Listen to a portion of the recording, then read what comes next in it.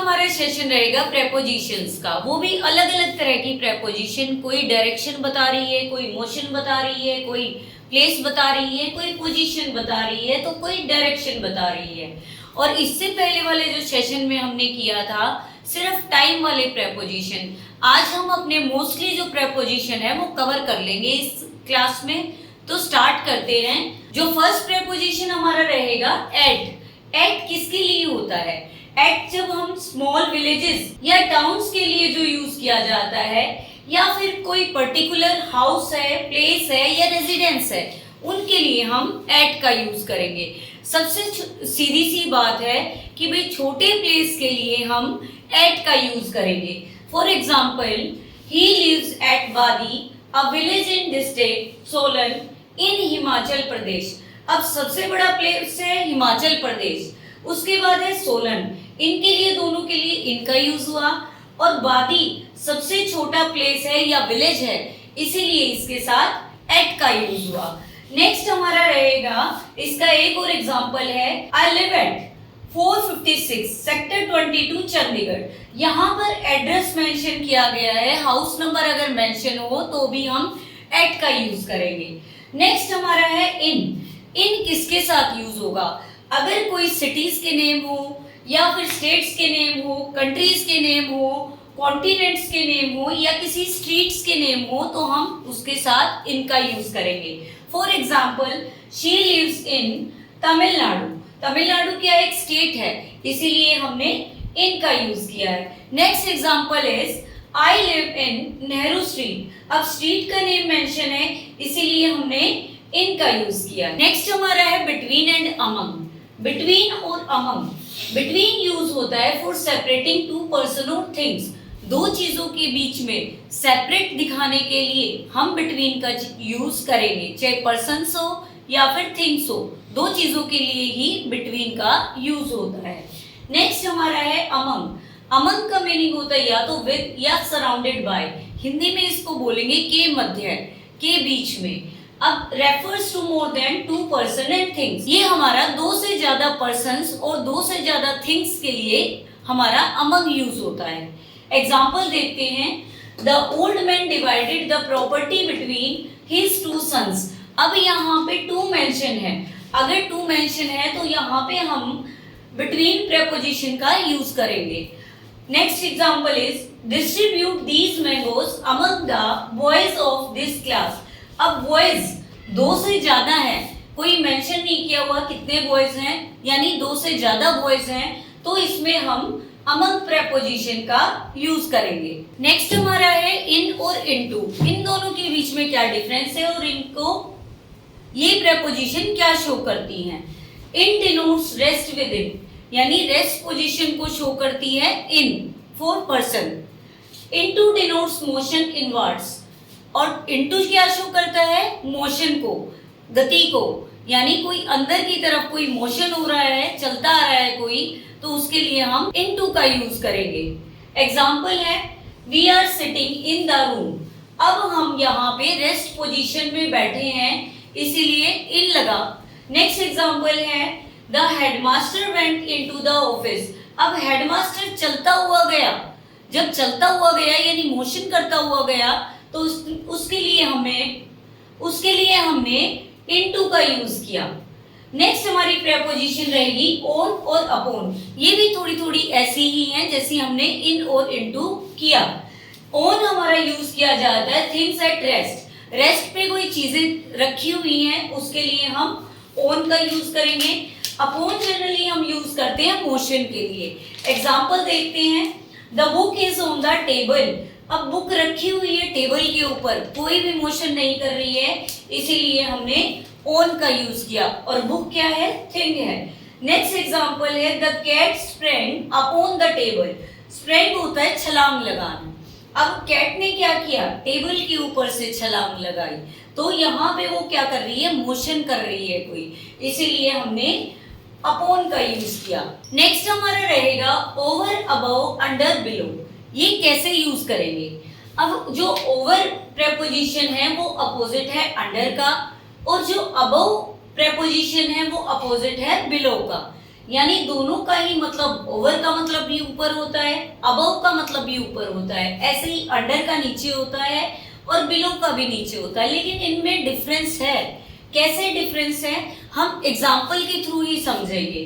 First example है the sky is over our head and ground is under our feet. अब जो sky है वो हमारे हेड के ऊपर है, सिर के ऊपर है, यानी दूर तक फैला हुआ है।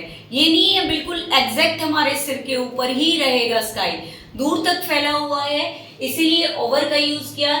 ऐसे ही ग्राउंड के साथ यहाँ पे अंडर का जैसे यूज किया है, अंडर आवर फीट। अब हमारे पैरों के नीचे ही नहीं है ग्राउंड, ग्राउंड तो दूर दूर तक फैला हुआ है, तो इसीलिए अंडर का यूज किसके साथ किया कि भाई जो दूर तक एक्सटेंडेड कोई जगह है उसके साथ हमने अंडर का यूज किया, और ओवर का भी ऐसे ही यूज किया ऊपर के लिए।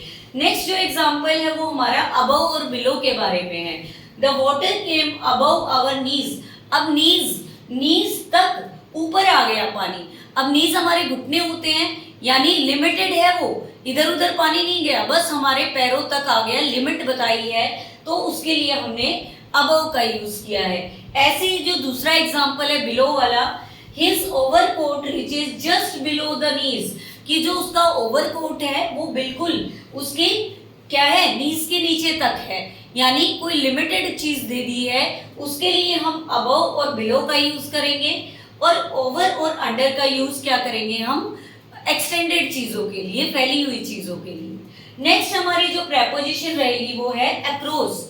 अक्रॉस का मीनिंग क्या होता है?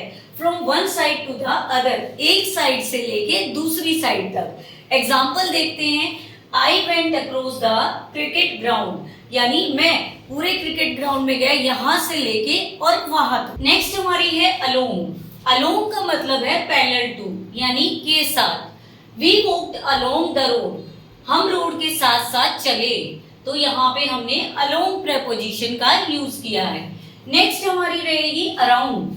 अराउंड का क्या मतलब होता है? ऑन ऑल साइड्स ऑफ, यानी चारों तरफ। He wants to go around the world, वो चाहता है पूरे संसार में घूमना। नेक्स्ट हमारा है बिहाइंड। बिहाइंड मीन्स होता है पीछे, यानी बैक। इसका एग्जाम्पल है there was a tree behind the house, कि हाउस के पीछे क्या है, एक ट्री है। नेक्स्ट हमारा रहेगा बिसाइड। बिसाइड का मतलब होता है निकट या फिर बाय द साइड ऑफ। अब इसका एग्जाम्पल देखेंगे, the child set beside it's mother, बच्चा अपनी माँ के निकट बैठा है या अपनी माँ के साथ बैठा है। अब यहाँ पे आप लोग सोचेंगे कि मैम ने इट्स क्यों लगाया है। वैसे तो हम क्या करते हैं, चाइल्ड के लिए या चिल्ड्रन के लिए प्लूरल लगाएंगे तो दे लगाएंगे, अगर एक चाइल्ड है मेल है तो ही लगाएंगे, अगर फीमेल है तो शी लगाएंगे। लेकिन जब हमें चाइल्ड का ये नहीं पता है कि ये मेल है या फीमेल है, ऐसे ही हम बेबी वर्ड यूज करते हैं बच्चे के लिए, अगर हमें उसका सेक्स नहीं पता है, मेल है या फीमेल है, तो हम उसके लिए इट्स का यूज कर सकते हैं। नेक्स्ट हमारा रहेगा बिसाइड्स। बिसाइड्स का मतलब होता है इसके अलावा या इसके अतिरिक्त। इंग्लिश में कहेंगे हम इन एडिशन टू। एग्जाम्पल देखते हैं, I have 2 other pens besides this, कि इसके अलावा मेरे पास 2 और पेन हैं। नेक्स्ट हमारा है बाय। बाय नियर के लिए यूज हो सकता है, या ट्रेवल के लिए या ट्रांसपोर्ट के लिए बाय यूज हो सकता है, या कोई इंस्ट्रूमेंट के साथ कोई एक्शन किया जाता है उसके साथ भी बाय यूज किया जा सकता है। By refers to the doer of an action, कोई पर्सन कोई एक्शन करता है तो उसके लिए भी बाय का यूज किया जा सकता है। एग्जाम्पल के थ्रू देखेंगे, कम एंड सिट बाय मी, यहाँ पे बाय किसके लिए यूज होता है, नियर के लिए यूज हो रहा है। नेक्स्ट हमारा है बाय बस, by ship, bye boat, by train, ये क्या शो कर रहा है, ट्रेवल के लिए या ट्रांसपोर्ट के लिए। लेकिन अगर हम पैरों से चलते हैं तो हम बाय फुट नहीं बोलेंगे, ऑन फुट बोलेंगे। नेक्स्ट हमारा एग्जाम्पल है the snake was killed by the peon.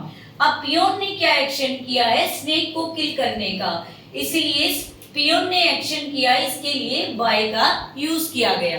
Next हमारा है इन एंड विद। अब इन का यूज हमने पहले भी बहुत बारी किया है, किसी टाइम पीरियड के साथ हमने इन का यूज कर लिया, कोई स्ट्रीट बताई, कोई कंट्री बताई, या फिर कोई स्टेट है उनके साथ भी हमने, कॉन्टिनेंट है उनके साथ भी हमने इनका यूज किया है, रेस्ट पोजीशन के साथ भी हमने इनका यूज किया है।